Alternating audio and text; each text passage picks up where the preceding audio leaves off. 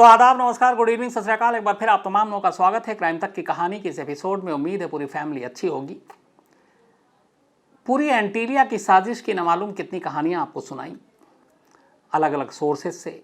जिस तरीके से जो कुछ हुआ, चाहे वो एंटीलिया यानी कि मुकेश अंबानी के घर के बाहर एक स्कॉर्पियो पार्क की गई जिसमें विस्फोटक था, उसके अंदर एक बैग था, ख़त मिले, जांच हो रही थी। उसके बाद फिर एक मनसुख हिरेन नाम के शख्स का कत्ल हो जाता है, जो जांच कर रहा होता है, फिर बाद में वही पकड़ा जाता है। सचिन वाजे को गिरफ्तार किया जाता है। धीरे धीरे कुछ और पुलिस वाले आते हैं, फिर एक एसीपी प्रदीप शर्मा, एक नामी इनकाउंटर स्पेशलिस्ट, उनकी गिरफ्तारी होती है। तमाम तरह की कहानियाँ आती हैं। लेकिन आज जो मैं आपको कहानी सुनाने जा रहा हूँ वो इसलिए ज़रूरी है क्योंकि ये एक तरह से कहानी का क्लाइमैक्स है। और ये कहानी इधर उधर से नहीं, सोर्सेज से नहीं, ये कानूनी दस्तावेज़ है। और अब इसी पे आगे अदालत में मुकदमा होगा और इस केस का फैसला होगा। ये केस अपने अंजाम तक पहुंचेगा। तो एनआईए यानी कि नेशनल इन्वेस्टिगेटिव एजेंसी जो इस मामले की जांच कर रही थी, एनआईए की ज़ुबानी आज एंटीलिया साजिश की पूरी कहानी है।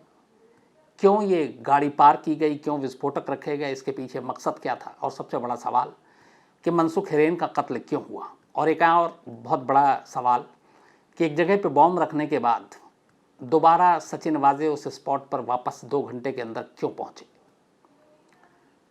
करीब 10,000 पन्नों में एनआईए ने अपनी चार्जशीट एनआईए की विशेष अदालत में दाखिल कर दी है। इस चार्जशीट में 10 लोगों को नामजद किया गया, यानी कि 10 लोगों को वो एंटीलिया साजिश का पूरी तरह से मास्टरमाइंड और कल्प्रिट गुनहगार मानती है एनआईए। और इन 10 में पहला नाम है सचिन वाजे का और 10वां नाम है प्रदीप शर्मा का, जिनकी सबसे आखिर में गिरफ्तारी हुई। तो एंटीलिया साजिश क्यों, किस वजह से, किस लिए, और मनसुख हिरेन का कत्ल क्यों, ये कहानी एनआईए के उन चार्जशीट के पन्नों की जुबानी आप तक पहुंचा रहा हूं जो अदालत में इस वक्त मौजूद है। 25 फरवरी 2021, 25 फैब 2021, कोरोना से थोड़ा बहुत उस वक्त राहत मिली थी और उसी वक्त ये इंसिडेंट सामने आया था जब देश के सबसे अमीर शख्स मुकेश अंबानी के घर के बाहर, एंटीलिया के बाहर, रात 2:10 पर एक स्कॉर्पियो कार खड़ी मिली। अंबानी की सुरक्षा में लगे सुरक्षाकर्मियों ने देखा।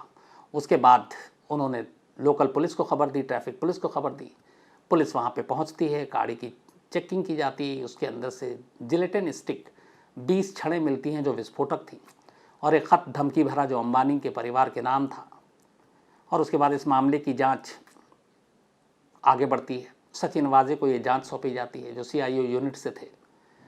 लेकिन फिर बहुत सारी चीज़ें उठती हैं। उसके बाद अचानक जांच के दौरान पता चलता है कि जिस शख्स की गाड़ी है उस शख्स की ही मौत हो गई, कत्ल हो गया। फिर ये जांच मुंबई एटीएस को सौंपी जाती है, फिर एटीएस से एनआईए को सौंपी जाती है, और आखिरकार अब ये कहानी अपने अंजाम तक पहुँची है। तो पूरी कहानी ये है कि सचिन वाजे जब लंबे अरसे बाद 15-16 साल की बर्खास्तगी के बाद मुंबई पुलिस में वापस आता है, तो कमिश्नर परमवीर सिंह की मेहरबानी से उसे वापस फिर क्राइम ब्रांच में ही शामिल किया जाता है और वो उसका हिस्सा होता है। उसको बल्कि हेड बना देते हैं। कुछ वक्त तक काम करता है। उसके बाद उसके अंदर एक कुलबुलाहट शुरू होती है।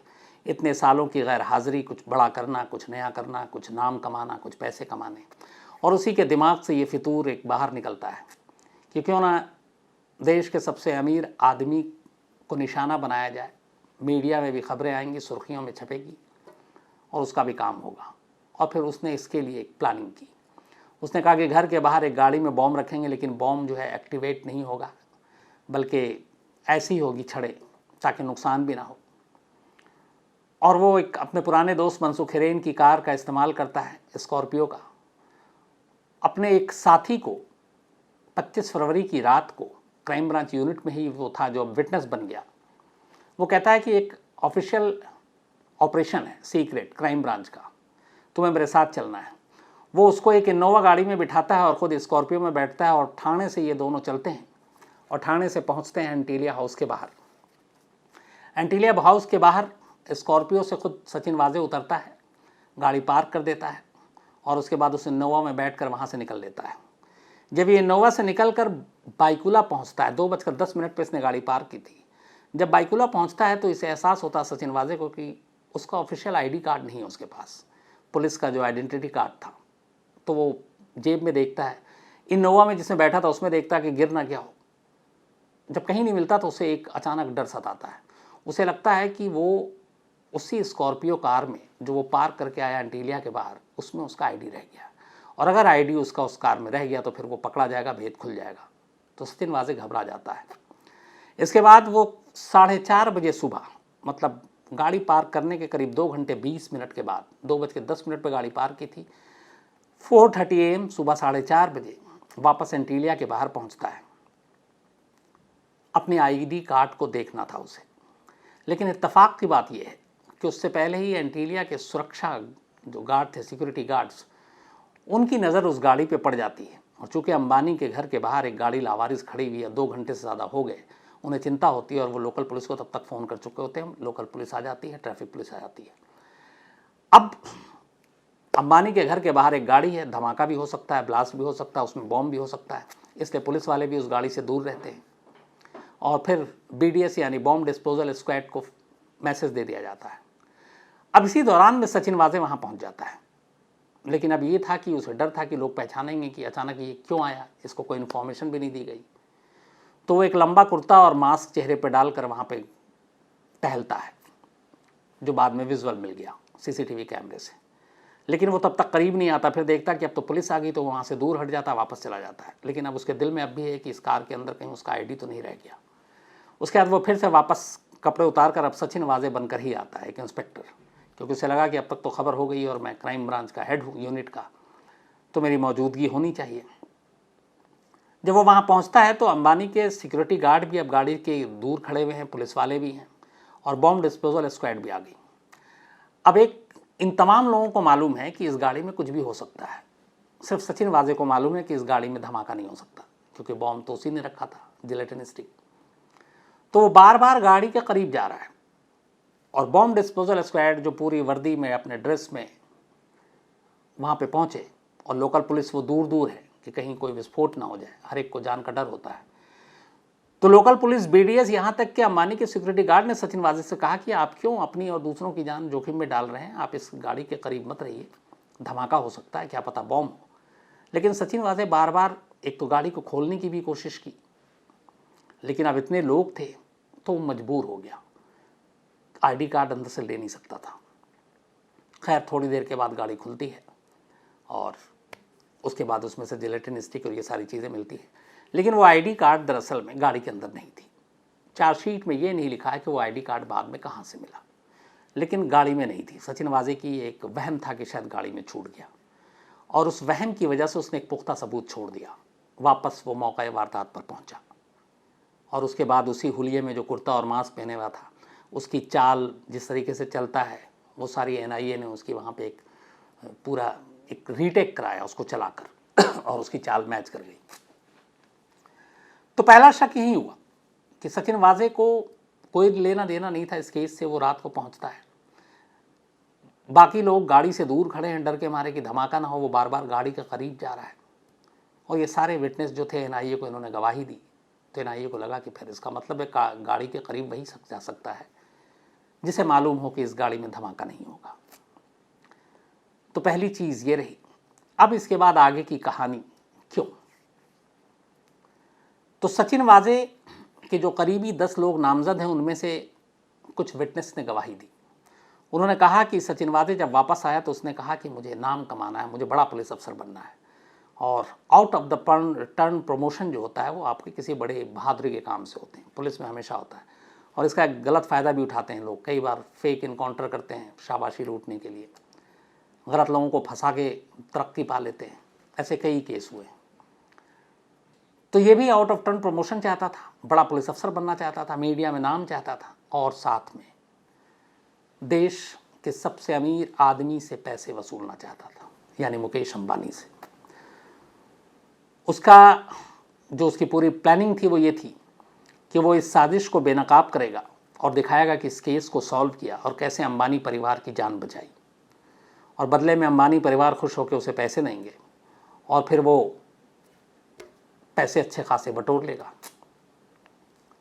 अंबानी के सिक्योरिटी गार्ड से जब एनआईए की टीम ने पूछताछ की तो पता चला कि मुकेश अंबानी को थ्रेट तो है, धमकियां मिलती है, लेकिन जब ये इंसिडेंट हुआ 25 फरवरी 2020, उस वक्त तक उनको सिर्फ फार्मर की तरफ से धमकी आ रही थी, किसानों की तरफ से। आपको याद है कि देश में इस वक्त किसान आंदोलन चल रहा है, काफ़ी वक्त हो गया अब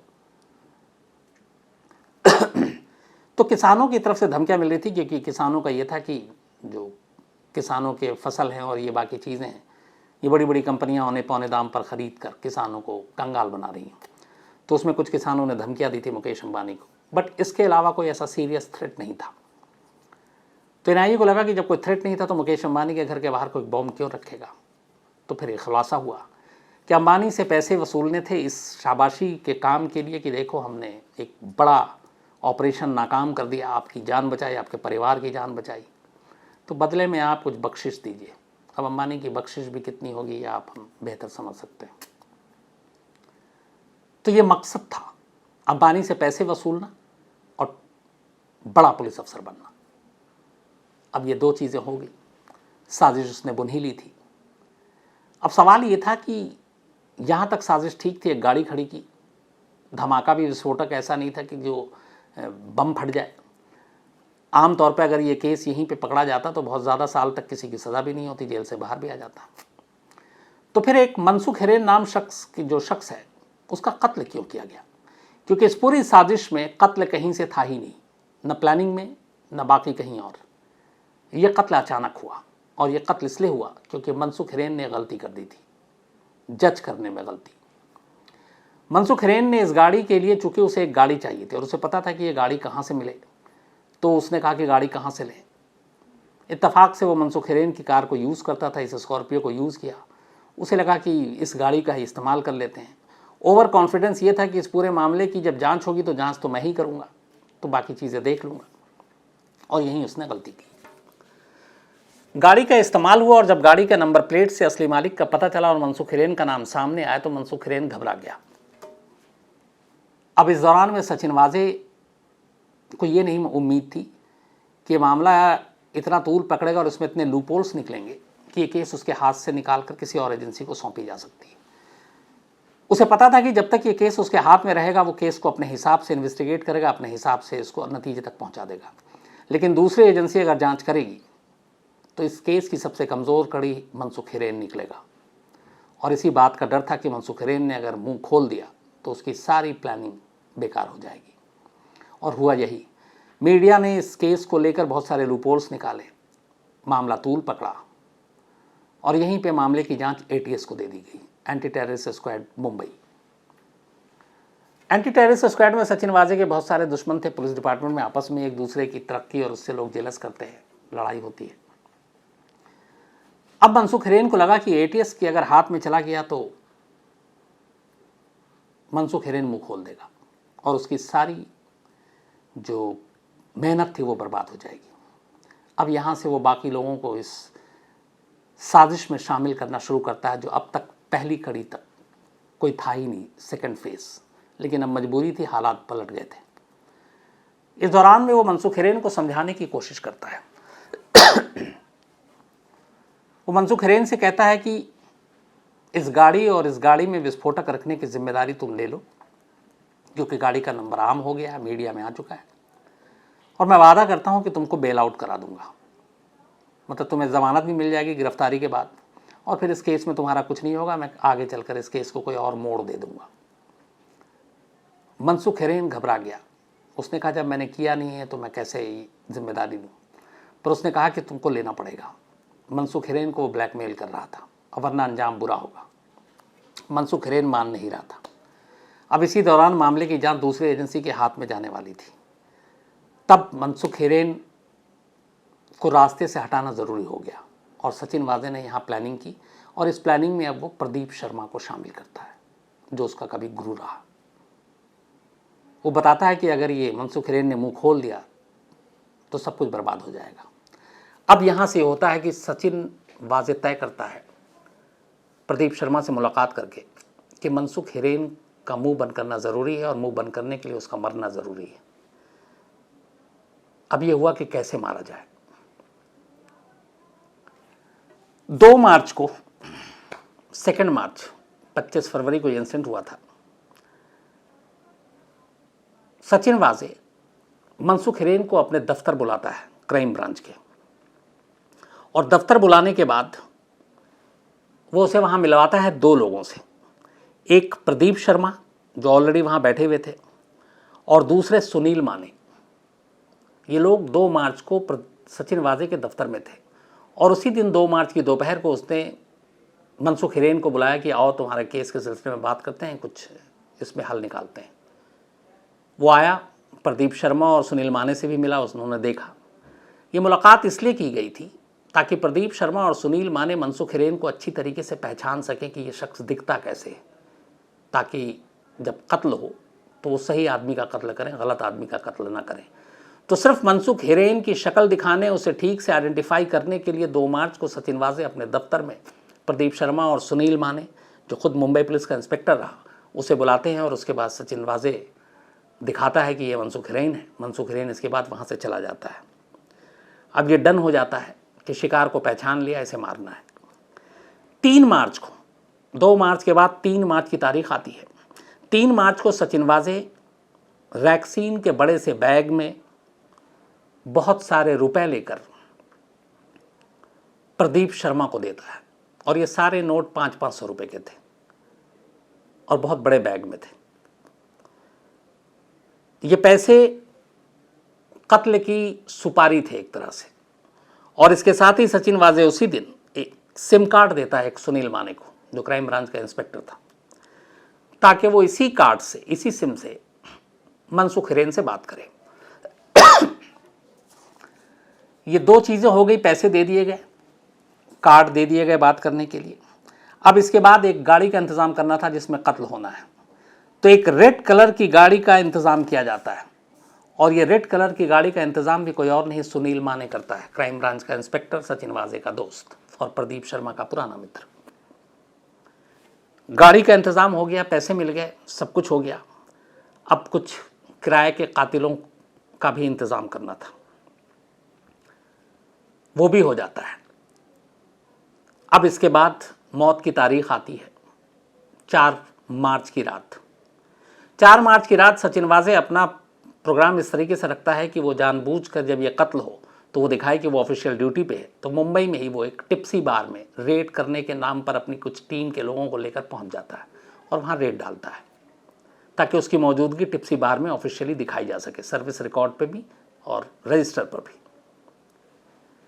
अब वो उधर टिप्सी बार में रेड कर रहा है, इधर सचिन वाजे मनसुख हिरेन को फ़ोन करता है उससे पहले शाम को, और कहता है कि देखो, तुमको हम इस केस से निकालने की कोशिश कर रहे हैं, हो सकता है तुम्हारी गिरफ्तारी भी ना हो, लेकिन उसके लिए तुम्हें एक इंस्पेक्टर तावड़े नाम के शख्स से मिलना ज़रूरी है। मैंने उससे बात कर ली है, वो तुम्हें इस केस से निकालने के सारे तरीके बताएगा, पर इसके लिए तुम्हें इंस्पेक्टर तावड़े से जाकर मिलना होगा।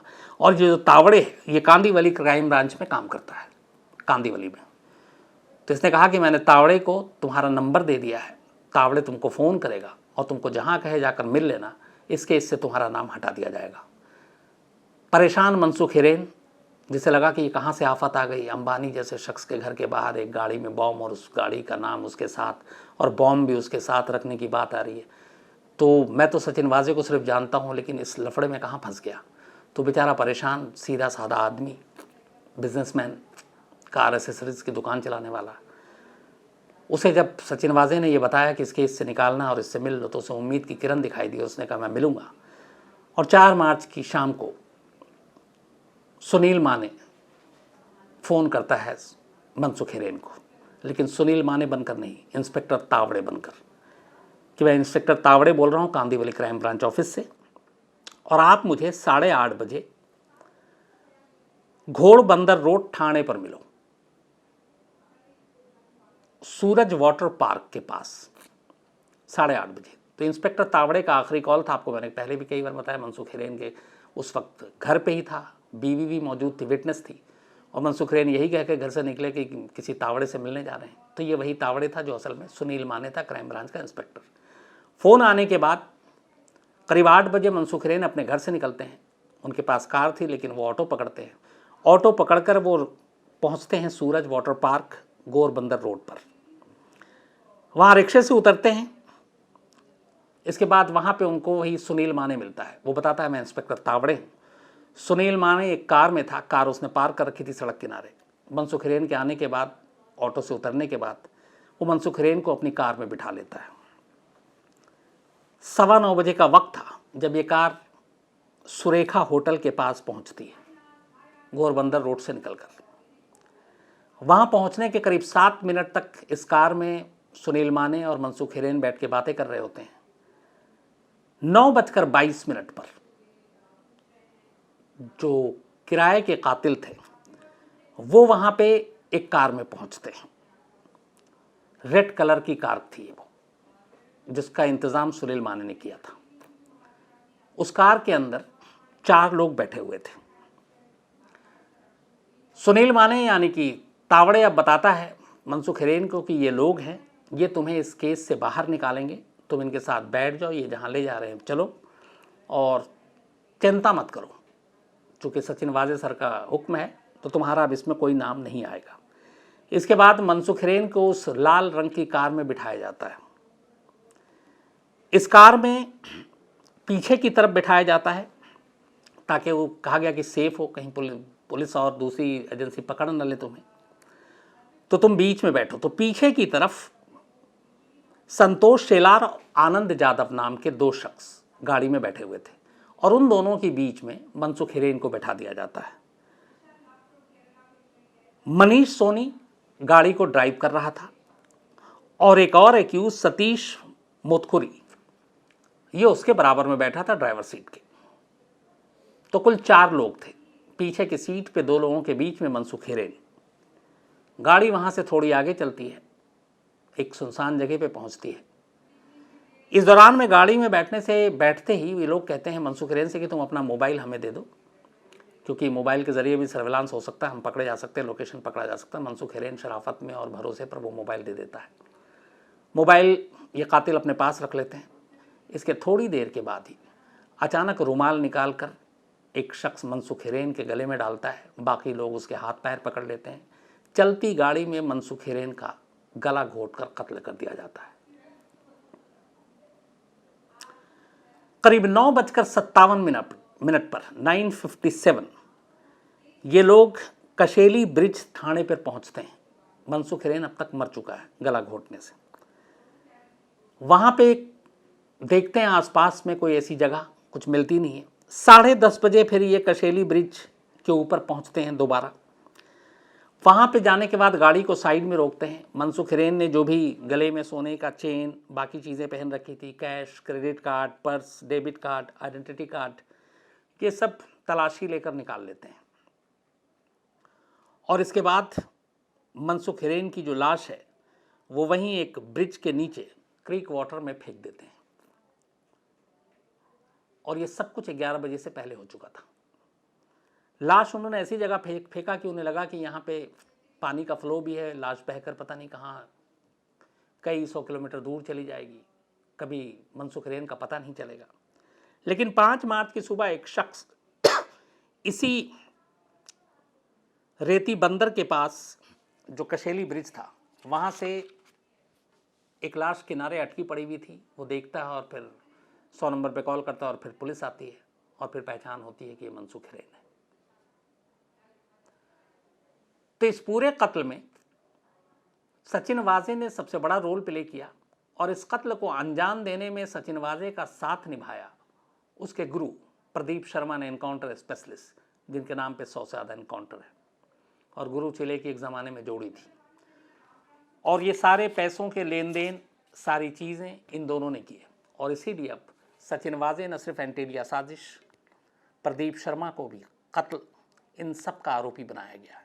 10,000 पन्नों की ये चार्जशीट है, अदालत में पेश कर दी गई है। 10 लोगों के नाम हैं, इनमें 5 पुलिस वाले हैं, 2 तो टॉप के हैं, सचिन वाजे और प्रदीप शर्मा। अब ये एनआईए की पूरी कहानी है जिस पे हम इतने महीनों से बात कर रहे थे कि करीब 6 महीने तो हो गए, बल्कि ये 7वां महीना है कि ये क्यों, एंटीलिया की साजिश क्यों, कैसे, कौन, मनसुख हिरेन का कत्ल क्यों।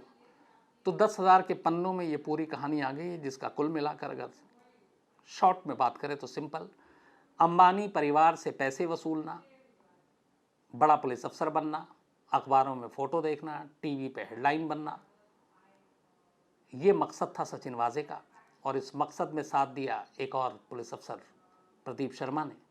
बट इस मकसद के बीच में आड़े आ गया मनसुख हिरेन, और मनसुख हिरेन ने इस पूरे इल्ज़ाम को अपने सर पे लेने से मना कर दिया। अगर मनसुख हिरेन ये इल्ज़ाम अपने सर पे ले लेता कि इस गाड़ी को इसी ने पार्क किया और उसी ने ये धमकी दी, उसी की ये जिलेटिन थी, तो आप यकीन मानिए ये पूरी कहानी कभी और सच्चाई हमारे सामने नहीं आती। और फिर एक बेगुनाह के ऊपर हम सारी चीज़ें डालकर, उसको कोस कर, उसको क्या से क्या बनाकर आतंकवादी तक हम लोग बना देते शायद, और कोसते रहते और वो जेल में होता।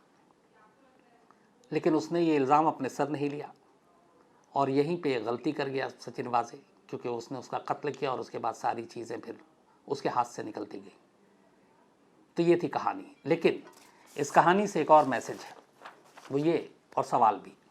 इस देश में ऐसे बहुत सारे क्राइम हुए, ऐसे बहुत सारे लोग, ऐसे बहुत सारे टेररिस्ट हैं जो सालों जेल में रहे। बाद में पता चला कि पुलिस ने गलत फंसाया था। 15 साल, 14 साल, 20 साल, 22 साल जेल में काट लिए, फिर उनको बेगुनाही का फरमान मिला, अदालत ने कहा ये बेगुनाह है, पुलिस की इन्वेस्टिगेशन गलत थी। तो ये इशारा करती है ये एंटीलिया केस कि सब अफवाहें नहीं है, ये सच है।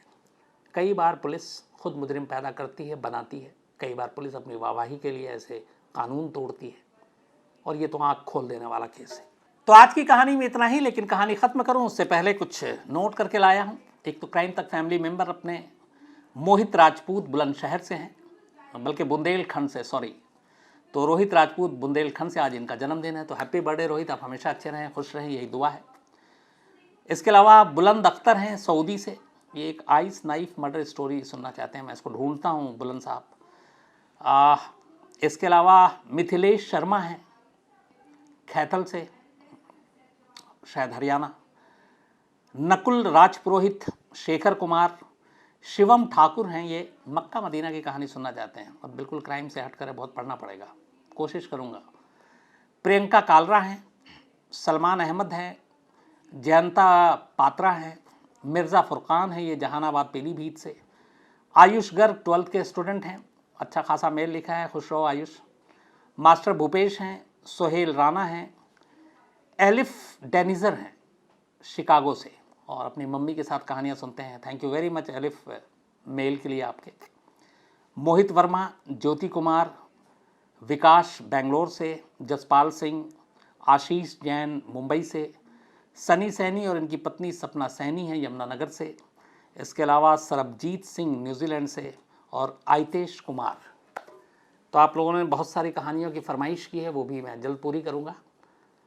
तो बस यही दुआ, आप लोग हमेशा अच्छे रहें, खुश रहें, और इसी तरह मेल लिखते रहें।